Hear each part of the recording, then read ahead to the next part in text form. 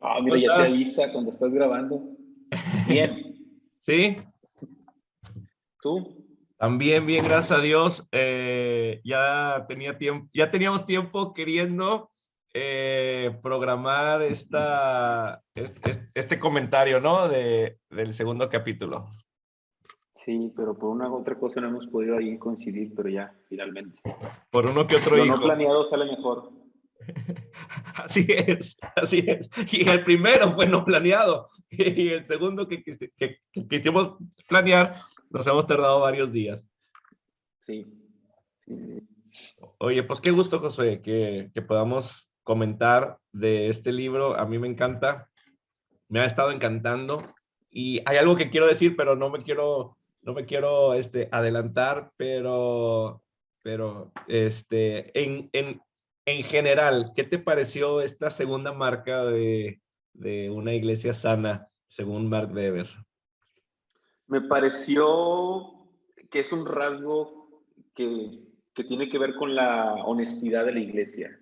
Ok, O sea, porque una iglesia que es honesta dice lo que cree y tiene esta, como lo llama, esta metanarrativa de esto es lo que creemos. ya, Y eso es honesto, ¿sí explico? sí, Porque me ha tocado vivir y experimentar, ¿no? Que alguien pregunta, oiga, pastor, ¿y qué creen aquí? No, pues en la Biblia, ¿no? Y ok, sí, pero creo que hay muchas corrientes de pensamiento que son válidas, somos hermanos en Cristo, pero también hay como temas secundarios en los que a lo mejor no coincidimos, que no ponen en juego, en riesgo la salvación, ¿no? Pero que es mejor estar con los que coincides. Y hay otros temas en los que no importa, o sea, no importa lo que opinemos porque hay como diferentes posturas, pero muchas veces en lo fundamental no somos honestos en expresar lo que realmente creemos. ¿Me explico? Y tratamos de, si viene alguien diciendo, yo creo en esto, yo, nosotros también, o sea, y tal vez no, o sea, y hay como una deshonestidad, voy a decirlo yo, de parte de la iglesia, de las iglesias, institucionalmente hablando, ya. de no decir lo que creen, no sé si me voy a entender. Sí, porque a veces cuando decimos lo que creemos, pensamos que vamos a causar como una división, ¿no? Uh -huh. O pensamos que nos vamos a meter en cuestiones secundarias y para qué nos metemos en eso. Y he escuchado así como que, no, aquí creemos la Biblia, ¿verdad? Pues sí, pero Sí. hay perspectivas diferentes y más en estos tiempos que hay diferentes interpretaciones de la Biblia. Uh -huh. Entonces, la verdad es que me está sorprendiendo porque no había visto esta segunda marca, que es la teología bíblica, como una marca de honestidad, ¿sí? De decir, esto creo, o sea, más que estas doctrinas fundamentales de, creemos que Dios es trino y que Jesús es el Salvador y que el hombre está perdido, es como que esto es lo que creemos, o sea, y de hecho, creo que Mardever lo dice, es decir, ahorita muchos dicen que creen cosas, pero se quedan en lo general y Uh no -huh. se van a lo particular y a lo específico. Sí, sí, sí, Este, sí. y dijiste una palabra que yo esta semana la dije en mi casa y me dijeron, a ver, espérate. Pues tú estás estudiando la maestría en estudios teológicos, o sea, este tipo de palabras para ti es como que cualquier cosa, y la palabra es metanarrativa, ¿sí? Es como que la metanarrativa, y la verdad es que se oye bien padre la palabra, pero a ver, o sea, para explicarle yo a mi hijo de 10 años, ¿cómo le explicaríamos metanarrativa? La metanarrativa es como las ideas en conjunto dominantes de las que partimos, son nuestros supuestos, son nuestros marcos de referencia, ¿no? O sea, si yo voy a la Biblia, yo creo que la Biblia es inerrante e inspirada por Dios, es una metanarrativa, ¿me explico? Ya, Es decir, yo voy a la palabra y no voy dudando si es verdad o no es verdad lo que hay en ella, ¿me ok, explico? Voy con el supuesto de que es la palabra inspirada de Dios. Obviamente hay más temas para entenderlo, ¿no? sí, Pero, por ejemplo, esta metanarrativa general de lo que tú dijiste ahorita, creemos en la Biblia, es, ajá, pero ¿qué? ¿Sí explico? Entonces, porque los mormones también creen en la Biblia, porque los budistas de repente se aventan algunas cosas de la Biblia, o sea, las religiones también hay mezclanza, pero la metanarrativa es más profunda, porque creemos en la Biblia y solo en la palabra. La metanarrativa de la Reforma, por ejemplo, sería solo escritura, ¿no? O sea, es solo esto, porque es inerrante, porque Dios, el carácter de Dios, Dios es justo. Nuestra metanarrativa es que Dios es el mismo ayer y por siempre. Pero si tú te fijas, muchas veces en las iglesias predican un Dios diferente al del Antiguo Testamento, y mucha gente cree que el Dios del Nuevo Testamento es diferente al del Antiguo.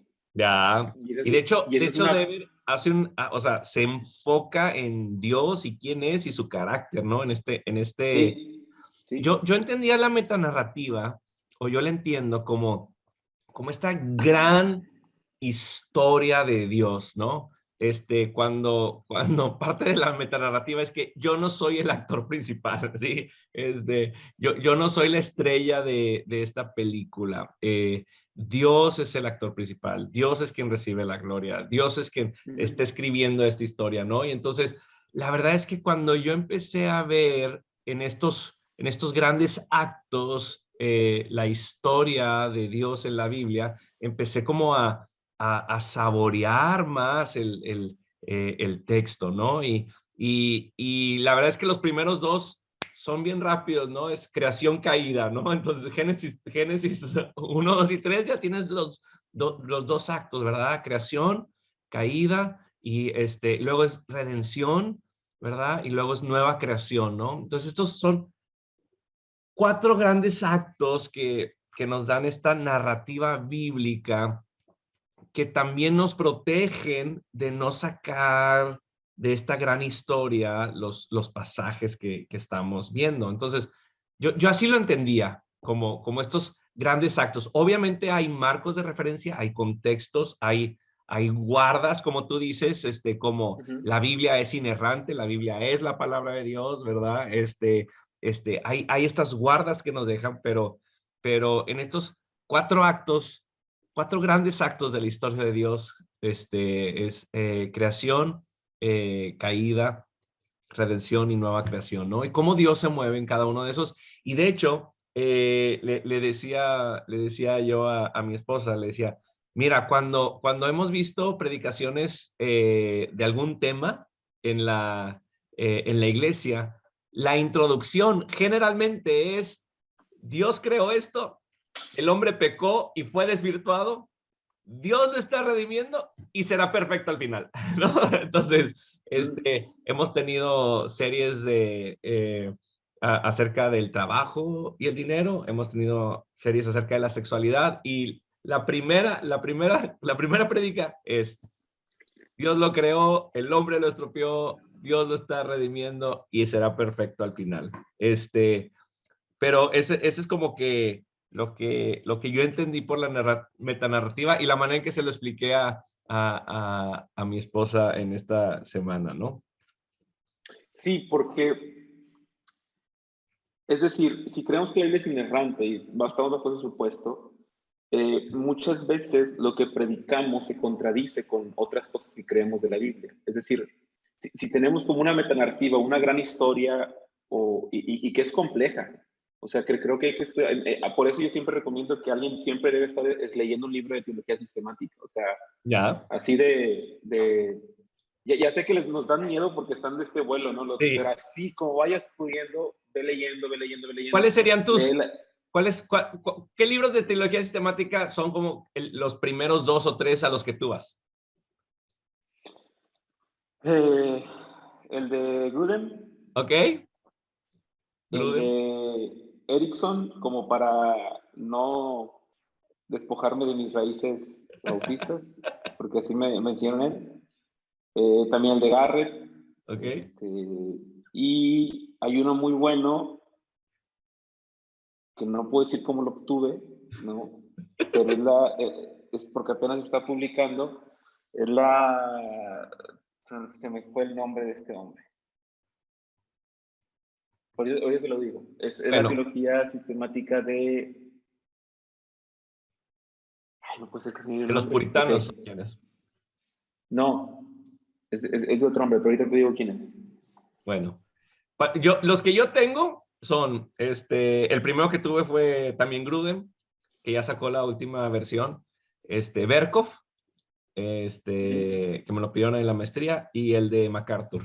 Digamos que esos son los que tengo. Tengo otros ahí en el Logos, pero digamos que esos son los que puedo abrir y puedo ir así comparando. Y como tú dices, ¿verdad?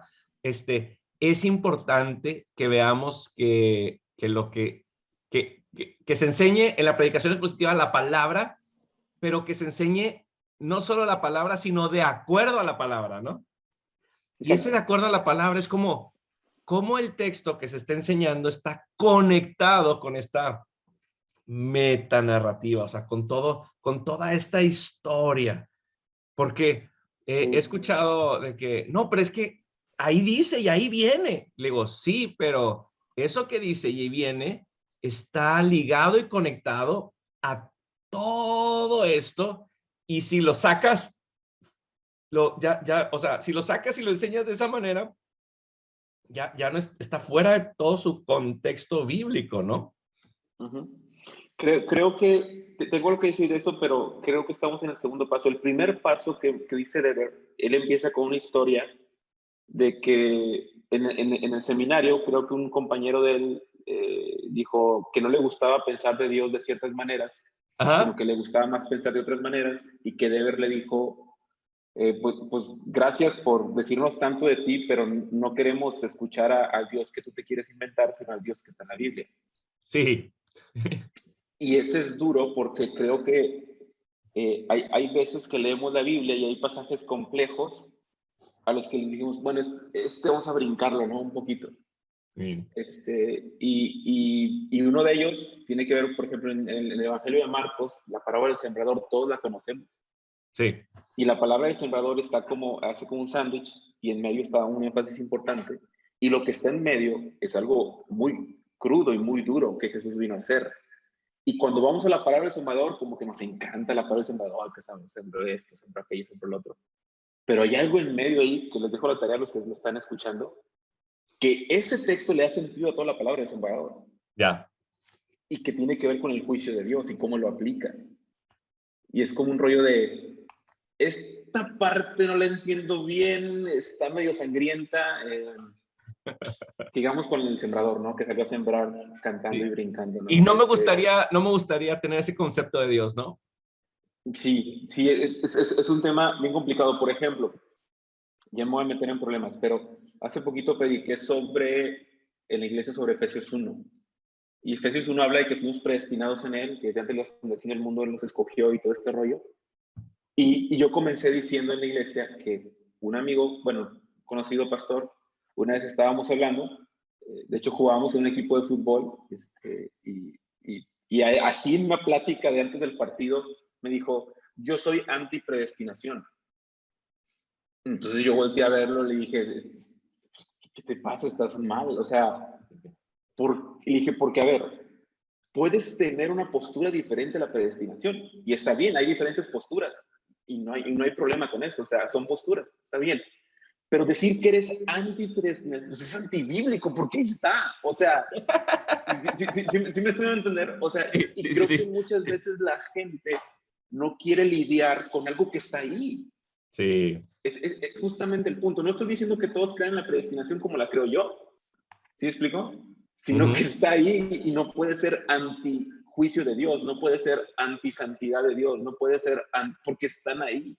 Sí. Entonces, creo que como que la primera parte de Mark está interesante porque como que él dice, muchas veces ni siquiera el Dios que predicamos en esta metanarrativa o en estas ideas es este Dios, ¿se explicó? Sí. Bíblico.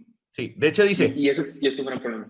debemos de estudiar aún las doctrinas que son difíciles o potencialmente divisivas. O sea, como diciendo, tenemos que luchar con el texto, no saltarnos, no decir, híjole, esto no lo entiendo, no quiero que la gente vaya a tener un concepto erróneo de Dios, ¿verdad? Pero Dios se está presentando, ¿verdad? Y como Dios se presenta, es como Él quiere que nosotros le conozcamos. Sí, completamente. O ¿Verdad? sea, creo que ese tema de Dios es importantísimo porque, de hecho, Mark Dever dice cómo las culturas en Estados Unidos se están haciendo bien ambiguas y crean un Dios más a su imagen que otra cosa. Y creo que me ha pasado que muchas veces en las predicaciones que de repente escucho o videos que me salen en YouTube, de repente me pongo a hacer scouting de qué se está predicando en mi zona. Ya. Y me asusta un poco que lo que ellos predican de repente suena bien para hacer sentir a la gente en ese momento, pero están afectando la verdad de quién es Dios. Así es. ¿Sí me explico? Y muchas veces nuestras agendas no están en dar a conocer a Dios, sino en que las personas estén bien, ¿no? Y que les aseguremos que si se esfuerzan lo suficiente y si confían suficientemente en Dios, Él les dará lo que ellos esperan. Por ejemplo, una vez estábamos platicando con unos chicos sobre este tema de la voluntad de Dios, de los planes de Dios para nuestra vida, el propósito para nuestra vida. Y yo les dije que yo me frustré toda mi adolescencia buscando el propósito de Dios para mi vida. O sea, y toda esta idea de mete a Dios en tus planes. Mete a Dios en tus planes. Oro antes de empezar un negocio, oro antes de hacer algo. Toda esta idea que nos vendieron está en contra de la gran metanarrativa. Porque la gran metanarrativa no es que yo incluya a Dios en mi vida o en mis planes, sino que Él en su gracia, en su misericordia, por el beneplácito de su voluntad, nos metió en su plan soberano y grandioso. Entonces, cuando entiendes eso, dices, o sea, what, ¿qué estoy haciendo? ¿Sí me estoy a entender? Sí, sí, sí, sí, Pero sí. otra vez, la gente que a lo mejor está escuchando esto dice, ay, qué filosofando están estos de la metanarrativa. Pero realmente es muy importante porque si no te pones, todos tenemos una metanarrativa y en base a ella actuamos y decidimos y vivimos. Así es. Punto. Entonces, creo que cuando nuestra metanarrativa no es una metanarrativa bíblica, o sea, va a ser complejo avanzar en el crecimiento y el conocimiento de Dios. Ya.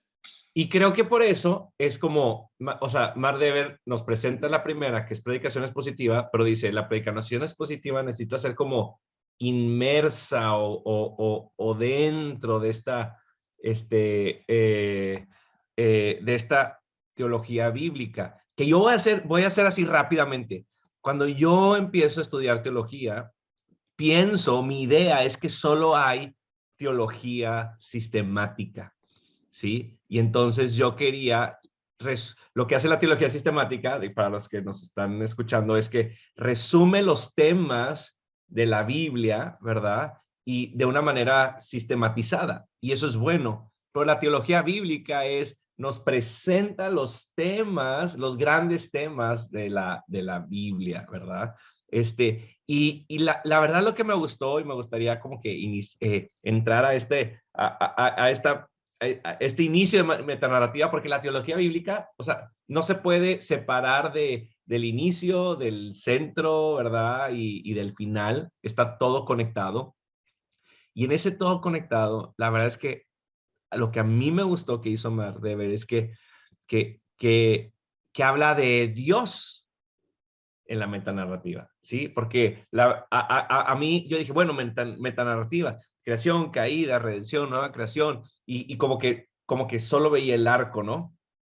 Pero lo que hizo Mark Dever al hablarnos de Dios en la metanarrativa, como que me metió al arco y vi a Dios en estos grandes actos, no sé si me voy a entender. Sí, y entonces dije, ¡ah! Esto está mejor de lo que creí que estaba, ¿no? O sea no solo es creaciones, Dios es creador, ¿no? O sea, Sí, y entonces, no solo es caída, Dios es santo, ¿sí? No solo es redención, Dios es fiel y Dios es amor. Y no solo es nueva creación, sino Dios es soberano. Y bueno, ahorita que lleguemos a eso fue como que, ok, en estos grandes actos yo veo a Dios y veo su carácter y veo sus atributos, ¿no? una vez hablando con un historiador en la Ciudad de México, él me atacó porque sabía que era pastor. Estábamos en una casa de una hermana, el esposo de una hermana, y él me dijo, él me citó a Saramago y me citó el libro de Caín de Saramago. Y él dice, ¿qué clase de Dios tienes tú? ¿Qué clase de diablo como Dios tienes tú? Que en lugar de cuidar del inocente Abel, tomó a Caín eh, perdonó a Caín en lugar de Abel. Y yo dije, hey, espérate, así no me la contaron en la escuela, en la iglesia de niño. Así no, eso no es cierto. Voy al texto, lo leo y digo, sí, es cierto. O sea, hay algo ahí que él tiene a su favor. ¿Sí me explico? Es Sí, cierto, Dios perdona a Caín. Y de hecho pone una marca en él para que nadie se meta con él. así es. Si se mete alguien con él se va a meter con Dios. Y de Caín viene todo el desarrollo social de ingenieros y de muchas cosas. Entonces yo estaba en un problema porque me lo enseñaron de otra manera. Pero el asunto es justamente esa, la metanarrativa de la revelación del amor de Dios y la revelación del mismo no concluye ahí, sino hay un avance de toda esta metanarrativa y realmente es cierto. Por eso Romanos dice el justo por los injustos, es cierto. Así como esto prefiguraba de alguna manera que la sangre de Cristo, el más justo en la tierra, fue entregada por los más pecadores que somos nosotros, y la historia de Caín somos nosotros. El asunto es que creo que el error, de niño me dijeron que tenía que ser como Abel, y más bien lo que esa historia me enseña es que yo soy un Caín. ¿Sí me explico? Sí, sí, sí, sí, sí, sí, sí, ya, Pero ya, después ya, tuve ya. la revancha con este historiador, y al siguiente domingo le dije, ya tengo su respuesta. Le dije, tengo la clase de Dios maravilloso y bondadoso e incomprensible completamente. Difícil de entender que en lugar de matarme a mí y a usted por su pecado, fulminarnos en este momento, nos ha dado la oportunidad de conocer a su Hijo Jesucristo, quien mató en la cruz del Calvario para salvarnos. Esa es la gran metanarrativa del Evangelio. ¿Me Ya, explico? sí, Entonces, muchas veces cuando se predica en el Antiguo Testamento, sin esta metanarrativa, podemos decir atrocidades. sí, sí, sí. Y podrías estar predicando verso a verso, ¿verdad? Podrías estar predicando el texto, pero no estás predicando de acuerdo a la teología bíblica. Interesante lo que dijiste, ¿eh? Digo, yo Sí. no me quiero meter en ese problema, pero Bueno, es que no estás viendo, o sea, no estás exponiendo todo, solamente estás exponiendo una partecita. Y creo que creo que tú tienes más experiencia en eso, ¿verdad? Pero si quieres corregir algo con toda la confianza. no, algunos amigos míos estarían tristes con lo que acabas de decir, pero yo estoy contento con lo que acabas de decir. Ok, bueno. Bueno, primero, a ver, Dios, ¿cómo presenta, cómo inicia de ver con esta metanarrativa? Con qué atributo de Dios? Con el rollo de ser creador, ¿no? Dios es creador, así es, creador del Y es un buen mundo. punto de partida, porque, saber, Dios es dueño, punto. Ujú, ¿Sí sí, explico? O sea, es que ¿por qué tengo que pedirle perdón a Dios? Es que ¿por qué cuando comparas a alguien de Cristo? Porque Dios es dueño de todo, de ti mismo, o sea, de todo lo que hay, o sea, no, o sea, sí. y Sí, es es un buen punto, o sea, y ya. y ya, es como que, sí, así es como que, o sea, se nos acaban todos los argumentos, todas nuestras objeciones, como que, ¿y por qué? Porque Él es creador, Él es el diseñador, Él está sobre todo, y creo que leí, dice, todos somos creación, excepto Dios, todos somos creados, o sea, tú puedes como que hacer la línea del tiempo de una persona en genealogías hasta llegar a un punto donde dices, ¿y dónde salió? Fue creado. Y si tú ves a la mamá pajarito que nació de un huevito de abuela pajarito, que nació de un huevito de bisabuela pajarito, y si te vas, ¿cuándo fue? Dios lo creó. Y la tierra que se nos pega en el zapato, ¿de dónde salió? Dios la creó. Dios es creador. Sí, Dios es creador, sí. Sí, y es la respuesta incluso más simple, pero que resuelve más conflictos incluso científicos para entender esto. Sí. Hay un creador, Dios es creador. O sea, Y Deber dice, Dios es el gran iniciador, el gran dador, el creador del mundo, el creador de su pueblo y el autor de nuestra fe. Así es como es Dios. Entonces, Dios es creador y luego, ¿qué nos dice Deber? ¿Te acuerdas?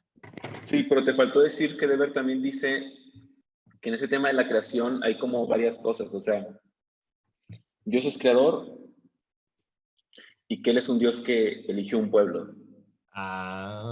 Dios él es, elige, ¿no? ¿Qué dice? Exactamente. O sea, y es un tema, como dices, es un tema complicado y que muchas veces pasamos por alto, pero finalmente el Señor es, si Él todo su origen tiene en Él, todo el origen está en Él, perdón, o sea, es completamente lógico que sea un Dios que elige, que salva por su gracia, por misericordia, por su soberana voluntad, ¿no?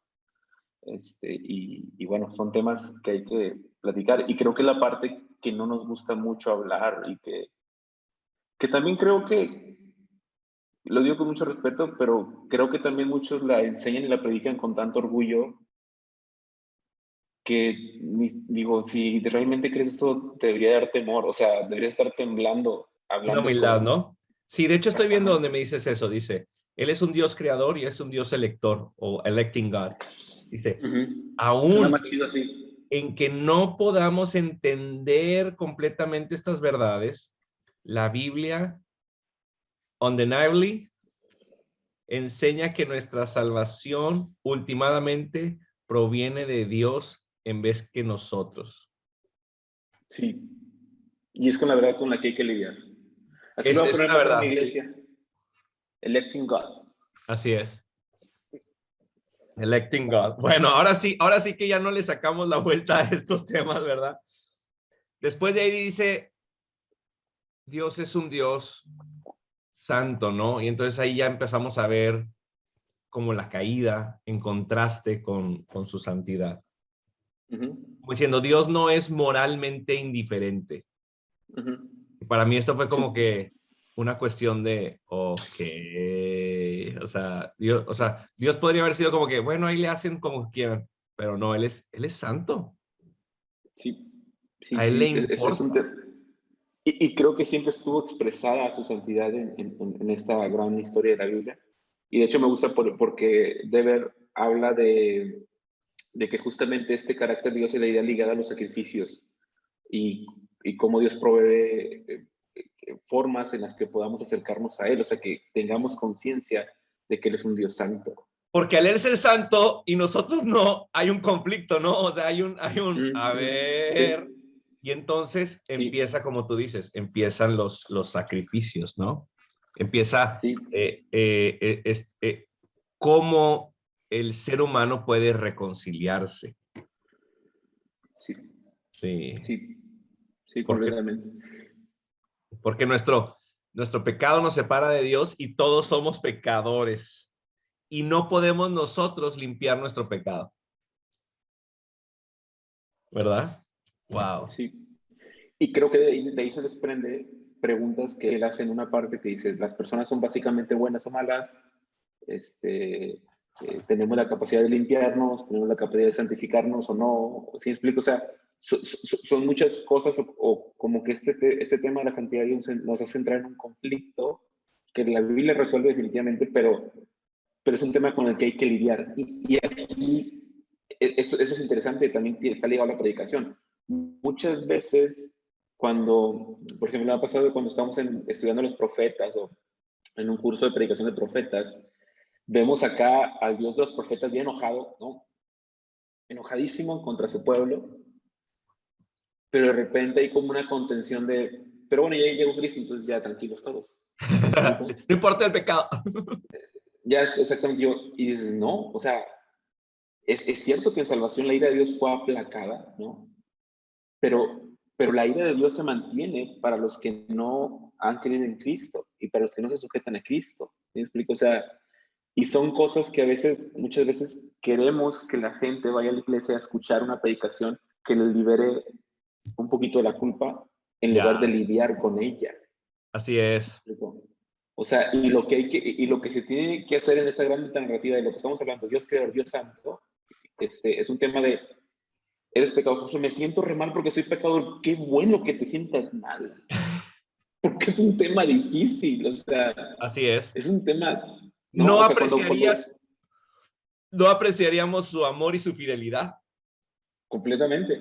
Pero sí, Y como dices, él dice aquí, ¿somos buenos o malos? Dice, las respuestas a estas preguntas determinarán qué tipo de iglesia, híjole, eso qué es lo que pensamos que la iglesia necesita hacer. Si las personas están buscando ánimo o tal vez tener una mejor autoestima, la pero... gente necesita tomar el bien que hay en su interior y edificar sobre ello solamente. Uf. Oye, eso yo lo publiqué en Instagram, creo. Creo que esta frase la copié y la pegué y la puse en Instagram. Yeah. Obviamente le di el crédito a Mark. Pero es exactamente, o sea, el tema de la santidad es, si la gente es mala, necesita desesperadamente perdón y redención y arrepentimiento y creer en el Señor como el Señor de todo y el Señor de sus vidas, ¿no? Sí es. Si la gente es buena, realmente lo que ocupamos es un coach, ¿no? Sí, sí. Encuentra el bien que hay en ti. Sí. Sí, o échale ganas y Dios te va a ayudar. Ayúdate que yo te ayudaré. El ayúdate que yo te ayudaré es una frase muy chistosa y que le echamos tanto carro, pero realmente es la metanarrativa de muchas iglesias cristianas. Okay. Es en serio. No lo había, En serio. aterrizado a ese nivel. ¿Quieres ser un mejor padre? Ayúdate que yo te ayudaré. ¿Quieres ser un mejor esposo? Ayúdate que yo te ayudaré. ¿Quieres ser un mejor todo? Y nunca se habla de arrepiéntete, porque el pecado que está en ti puede destruir a tu familia. La maldad que hay en ti puede destruir tu propia vida. Y si no le destruye ahorita, al final del tiempo te va a ir mal. O sea, sí. No sé, es un tema muy emocionante, pero sí. creo que este tema es muy profundo. Y hablando de santidad, creo que está la santidad de Dios de J.C. Ryle, que es uno de los clásicos que yo tengo ahí por leer. Pero bueno, creo que aquí nos podríamos quedar un ratito más. Pero bueno, sí. Vamos al que sigue, porque este sí. Pero lo que has dicho tiene grandes implicaciones. O sea, si la iglesia tiene una teología bíblica de la santidad de Dios, entenderá que el hombre es pecador en necesidad de una reconciliación y la manera en que la iglesia predicará y servirá a las personas no es animándolas en su bondad superficial, no es queriendo que su autoestima esté inflada y mejor, sino es confrontándola con esta santidad y apuntando, ¿verdad?, hacia la obra perfecta y completa de Cristo. Sí. Okay. Sí, porque si no, solamente estamos cultivando cristianos arrogantes que no saben de dónde viene su mayor bendición, ¿no? Sí. Y bueno, y en la crianza esto también tiene tanto que ver, porque también me he dado cuenta que muchos padres piensan que sus hijos no necesitan el evangelio, que sus hijos son y que buenos. los educaron bien y son buenos. Así es. Pero bueno, no nos vamos a meter al tema de crianza ahorita. Siguiente, No. el Dios de la Biblia es... A ver, dime. No nos vamos a meter en el tema de crianza, pero creo que ese comentario es muy importante para la gente que está viendo esto, que entienda que no solo otra vez filosofar por filosofar, sino que realmente entender ese tema nos hace, ¿sí explico? Sí. O sea, nos hace aplicarlo en todos los niveles. Sí, completamente. Así es. Ok. Gracias por detenerme. El Dios de la Biblia es un Dios fiel, faithful God. Ay.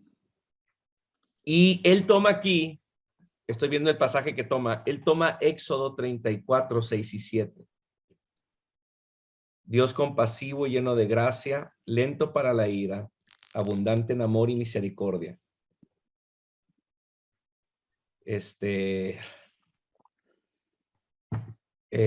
La gracia y la verdad. La gracia y la verdad. Que es un tema igual de difícil que los que acabamos de decir. Sí. Porque es entender cómo este Dios santo, justo, que no tendrá al culpable por inocente. Sí. A la vez es un Dios bondadoso y lleno de amor. O sea, y yo creo que esta fidelidad es como la parte más compleja de asimilarla, de entenderla, no solo por la aparente contradicción del carácter de Dios, Ya. sino por tu propia vida. de pecado y por tus propias broncas, ¿no? O sea, otra vez, o sea, cuando la riegas, cuando te equivocas, cuando pecas, aunque sabes que Dios sigue siendo fiel, la forma en la que actuamos es como creyendo que por eso ya Dios no nos ama y estamos olvidados, ¿sí explico? Sí. Voy a leer la Y es, cita, la voy a leer porque es como ahorita la traduje, pero Mark Dever utiliza esto como dice, el Señor, Dios compasivo y clemente, lento para la ira y abundante en grande misericordia y misericordia. verdad, que guarda misericordia a millares, el que perdona la iniquidad, la transgresión y el pecado, y que no tendrá por inocente al culpable, que castiga la iniquidad de los padres sobre los hijos y sobre los hijos de los hijos hasta la tercera y cuarta generación. Y entonces aquí Dever dice, hay como un enigma que se tiene que resolver, es cómo puede suceder esto, ¿no? Y entonces habla de esta fidelidad. Dios es fiel para cumplir su compromiso, su promesa. Y dice, particularmente la promesa de una persona, ¿no? Y esta parte creo que es la que le dan la torre a todos los, con todo respeto, pero les dan la torre finalmente. Que es, la Biblia dice que es tropezadero para los judíos, pero para todos los judaizantes o para todas las iglesias que han ido hacia allá, no sé. Pero eso le dan la torre porque para que Dios sea congruente con todo lo que reveló en el Antiguo Testamento, necesitamos a Cristo. Así es. O sea, sin Cristo no hay congruencia en el carácter de Dios. Hay un vacío, ¿verdad? Sí, o sea, y es como la parte así, ¿no? Sí, Fulminante de todo ese tema. así es, así es. Híjole, bueno, Y dice, ambos, el Antiguo y el Nuevo Testamento nos enseñan que el Mesías, Rey sufriente, es nuestra única esperanza. Jesús resuelve el enigma de Éxodo 34. sí, ¿Qué es lo que Jesús vino a hacer? Dice, donde Adán e Israel fracasaron y fueron infieles, Jesús triunfó sobre las tentaciones sin pecado. Y él vino a ser nuestro sustituto. Wow. sabes, sabes. Sí. Y ahí es como la metanarrativa Ajá. de lo que hemos estado diciendo empieza a tomar congruencia. Y todo el flujo de pensamiento de los libros ayuda. De hecho, un paréntesis, Sí. ahorita estoy haciendo como un podcast para leer la Biblia y ese rollo, y estoy como dando consejos, pero ese es un buen consejo. O sea, Ok. creo que leer un libro o entender la metanarrativa de la Biblia te ayudará a entender, a ubicarte más, ¿no? ¿Dónde estás leyendo o qué parte estás leyendo? No solo históricamente, Sí. sino en el plan de Dios. Sí. ¿Sí explico? No leemos el texto en un vacío, lo leemos con esta Sí, metanarrativa en mente. sí, sí, sí. Ese es Y un hay buen un libro muy consejo. bueno. Sí, y va a haber un enlace del podcast donde quiera que esto esté publicado. Hay un libro muy bueno que se llama, gracias. Hay un libro muy bueno que se llama El Gran Panorama Divino. Está excelente, búsquenlo. Ya. Está excelente porque no es nada técnico, es bien amigable, bien buena onda y te explica justo esto que estamos hablando. Ok. Excelente. Excelente. Bueno, Y finalmente, finalmente, no, faltan dos, porque la redención debe usar dos. O sea, sí, Dios es cierto. fiel y Dios es amor. O is a loving God, ¿verdad? Dice, Sí. tiene un amor especial por su pueblo de pacto, dice aquí. ¿Sí? Y entonces cita, hace varias citas, Lucas 24, a Camino de Maús, Isaías 53, y dice que es lo que Cristo hizo en su amor. Entonces, Sí. dice, Él es fiel a sus promesas porque su pacto es un pacto de amor para con su pueblo. ¿Sí? Y nosotros confiamos en Él porque Él cumple sus promesas amorosas. ¿Sí? Entonces, habla de este amor y me gustó porque de nuevo, porque Dever no hace uno a uno como estos 4 grandes actos, sino que en el acto de redención, él suma fidelidad y amor, ¿verdad? Y bueno, pues se puede también decir mucho de esto, pero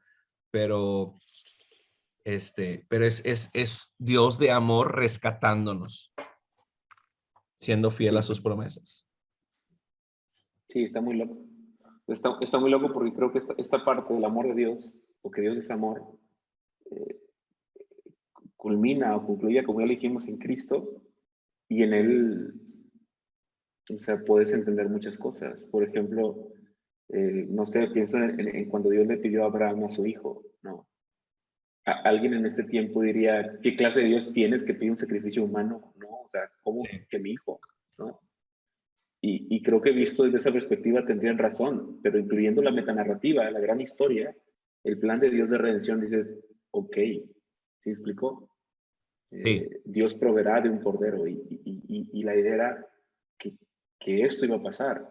Y por eso me encanta Jesús en Juan 6, me encanta siempre, pero en Juan 6, eh, cuando está explicando lo del maná del cielo, o sea, Ujú.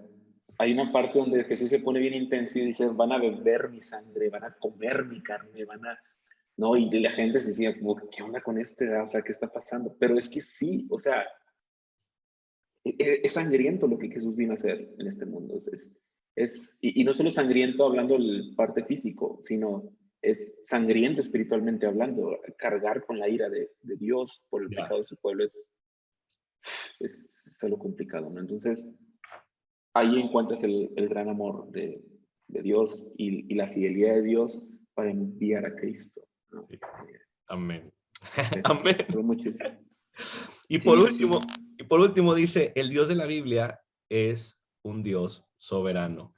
Y esto lo une a este cuarto acto de nueva creación. Y la verdad es que para mí fue un gran 20 de que, ¡ah!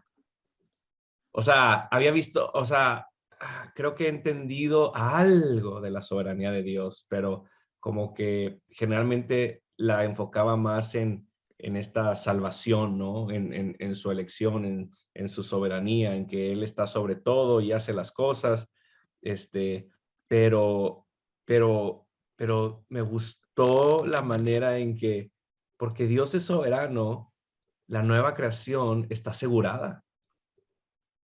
O sea, no, o sea, está asegurada, no es como que, o sea, a veces sabemos lo que va a pasar, sabemos lo que tiene que suceder y le decimos, híjole, está muy, o sea, una nueva creación, o sea, ahí sí ya es como que esto está en otro nivel. Y lo dices, pero porque Dios es soberano, sucederá. Uh-huh. Y cuán gozo y esperanza hay en eso, no sé. O sea, yo salí alentado al ver a Dios en este acto, en todos, pero en este acto también fue como que, wow, Señor, gloria a Dios, gloria a Dios. Sí, Y que se une con el primer rasgo que es el creador. O así sea, es. lo que vimos fue creado de lo que no se veía. Y esa es la mayor apologética cristiana. O sea, si tú vas en el desierto y te encuentras una bolsita de papas, sabritas, alguien la puso ahí, ¿no? Y es la lógica humana. No puedes viajar por todo el universo de millones de galaxias y ver un lugar donde hay seres vivientes, ¿no? Y decir que fue una coincidencia. Finalmente, Dios es creador, Dios es iniciador de todas las cosas. Y obviamente, después de muertos, Dios tiene la capacidad soberana por su libre voluntad de volver a crear una creación nueva como Él quiera. Sí, O sea, estamos en este barco que Él creó. Para mí se me hace completamente lógico y razonable que haya una nueva creación a través de su voluntad soberana. O sea, es algo muy loco. Y algo que está chido que dice MacDever, habla como de los exilios, de la salvación de Dios en cierto tiempo. sí, sí, Y es sí. bien padre ver cómo esos exilios o esos momentos difíciles fueron dichos por Dios desde antes. Les va a pasar esto. Pero después de 70 años yo les voy a liberar. Y después les voy a enviar tal cosa. Después va a venir el Salvador. Sus, Después, sus promesas se cumplen porque Él es soberano. sí, sí, o sea, y Cristo finalmente al irse dio promesas. Yo estoy con ustedes todos los días hasta el fin del mundo. Voy a volver por ustedes, para que donde yo esté, ustedes estén conmigo. Y es como, ok, esa es la parte en la que estamos ahora, ¿no? Esa es la parte que nos toca vivir, confiar en la promesa de que Él va a regresar. Así es. Y que Él lo ha prometido y Él lo va a cumplir. Él es soberano. Y me gusta también porque Mark Dever dice algo como no dándole la vuelta al tema del mal. No se mete tanto, pero sí lo menciona. Dice, ciertamente hay fuerzas verdaderamente malas que nosotros como cristianos nos enfrentamos contra ellas en este mundo y en nuestro corazón. Pero el final, the outcome, dice, no está en la balanza, sino que Dios es soberano, ¿no? Es como diciendo, no negando que hay luchas actuales, pero reconociendo que estas luchas actuales, estas fuerzas, no tienen nada que ver con que Él cumplirá sus promesas en amor fielmente, ¿no? A pesar de, sí. Sí, entonces, pero la verdad es que sí, este sí fue como que, y luego, sí me bendijo mucho este último atributo de Dios ligado a la nueva creación, a la restauración completa y final. Hablando Y es de... que, perdón, y volviendo al tema de que estamos hablando de un libro de marcas de una iglesia, el que una iglesia tenga esto que acabamos de decir en su mente, nos da perspectiva de lo que estamos haciendo aquí, nos da perspectiva de todo, nos da perspectiva de las reuniones, de las actividades, de los planes, de todo lo que queramos hacer, entender esta parte nos hace entrar en focus, ¿no? O sea, como que, a ver, ¿no? O sea, lo importante no es el nombre de una iglesia, la reunión de una iglesia, el activismo o que manejo, que son cosas que hay que hacer definitivamente, sino el foco está en que estamos en esta promesa y deseamos que más personas conozcan el Evangelio, ¿no? Sí. Y, no sé, yo creo que también da como un, al menos a mí me salpica un poquito de sentirme identificado, que me dé identidad en lo que soy en Cristo, en lo que Él ha hecho en un pueblo a lo que pertenezco. Y cuando digo que me da identidad, me cae bien gordo cuando en la iglesia hablan de identidad, por muchas cosas, pero me estoy refiriendo a una identidad no individual, ¿ok? Ya. O sea, porque todos estos speeches de, entonces tú llegaste y él te dio identidad y que no sé qué, a ver, no. O sea, él nos metió en una identidad colectiva, una identidad de pueblo, una identidad de sus hijos, de iglesia. Y verte así es como, qué chido. O sea, qué chido, porque a mí me toca ser un pastor en una iglesia, un pastor maestro. Ya. Pero no es que mi identidad sea ser pastor. Un día, Dios no lo quiera, me va a pasar algo y a lo mejor yo no puedo crecer el ministerio, me cortan la lengua o lo que sea. Pero sigo teniendo esa parte de ser su hijo, soy parte de su pueblo, ¿no? Pero bueno, Sí. listo. Sí, bueno, y otra cosa que no le da la vuelta de ver es al sufrimiento. Y dice que aún Dios usa el sufrimiento o las decepciones. Dice, el sufrimiento y las decepciones tienen su propósito de Dios para nosotros en esa soberanía. O sea, y a final de cuentas, él dice, la pregunta es, ¿confías en él? ¿Confías en él? Entonces, digo, la verdad es que me gustó mucho, y creo que, bueno, creo que esta sí es una marca que no dirías que a veces podría ser difícil de distinguir. O sea, porque alguien podría decir, pues en esta iglesia creemos en la teología bíblica. Sí, creo que se retoma lo que dije al principio. Creo que es una marca que implica honestidad. Una vez una chica que se cambió de iglesia me buscó para decirme, oye, en mi iglesia enseñaron esto, ¿no? Pero verdad que no es así y es complejo porque yo sé que esa iglesia cree en eso. Ya. Entonces yo tuve que explicarle a ella que cada iglesia tiene una doctrina. Ya. y que ella debía investigar la doctrina de esa iglesia y saber si estaba de acuerdo con esa doctrina. Ya. Y yo no quería decir, sí está mal, no, están mal los de acá, están mal los de allá. No, No, tienes que investigar la doctrina y saber si estás a favor de ella. Pero curiosamente, lo que menos la gente pregunta o investiga es el tema de la doctrina, ¿no? Primero... Así es. Es otro Eso tema, es pero... algo que a mí en los últimos meses me ha asombrado, bueno, estamos buscando iglesia, ¿y qué buscas? Pues, y cuando hago esa pregunta, yo no quiero sesgarlos, pero escucho cosas que no incluyen doctrina, o sea, que son más como qué ministerios tienen, Que no incluyen las primeras dos marcas de las que hablamos.